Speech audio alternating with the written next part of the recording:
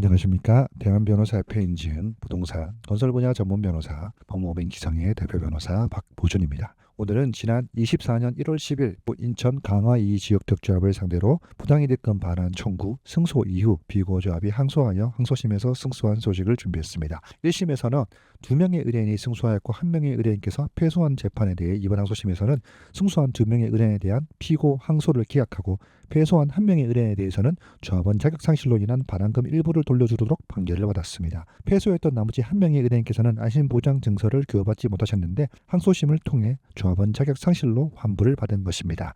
이번 판결을 통해 전국 지역특조합 탈퇴 및 환불 소송을 검토 중이신 분께서는 유익한 정보가 되셨으면 좋겠습니다. 본 사건의 피고 강화이 지역특조합은 인천광화군 선원면 장리 505-1번지 일대를 사업지로 하고 있습니다. 강화 쌍용 센트럴파크 및 강화 힐스테이트라는 아파트 단지로 잘 알려진 현장인데 21년 4월 강화 군수로부터 조합 설비 인가를 받았고 23년 사업 인가를 득하였습니다. 의뢰인께서는 각 19년, 21년에 가입 계약을 체결하셨고 21년 가입하신 의뢰인께서 안심보장증서를 교부받지 못하였습니다.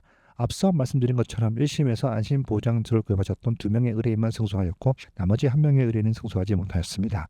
하지만 피고조합이 곧바로 항소를 하였고 이번 항소심에서 승소하지 못한 나머지 1명의 의뢰인에 대하여 저희 법무법인 기성이 세대주 변경으로 인한 조합원 자격 상실을 이유로 청구 원인을 변경하여 피고조합의 위약금 등을 제한 일부를 반환받도록 판결을 받았습니다. 본 판결은 25년 1월 16일에 선고되었고 주문을 통해 안심보장 증서를 교부받은 원고 의뢰인 2명에 대해서는 피고 측 항소를 기각하였고 조합원 자격 상실로 인한 1명에 대해서는 총 분담금 5,600만 원 중 총 분담금 10%와 업무 대행비를 제외한 2,100만 원가량을 반환토록 하였습니다. 재판부는 이번 판결의 이유에서도 안심보장서 발행을 총유물 처분행위에 해당하며 민법책 187조에 따라 법률행위의 일부 무효로 인한 전부 무효임을 확인하였습니다. 또한 안심보장증서를 발급하지 못한 의뢰인의 경우 주민등록상 세대원으로 변경된 사실을 들어 조합원 자격을 상실했고 이에 따라 위약금 등을 제한 분담금을 반환토록 하였습니다.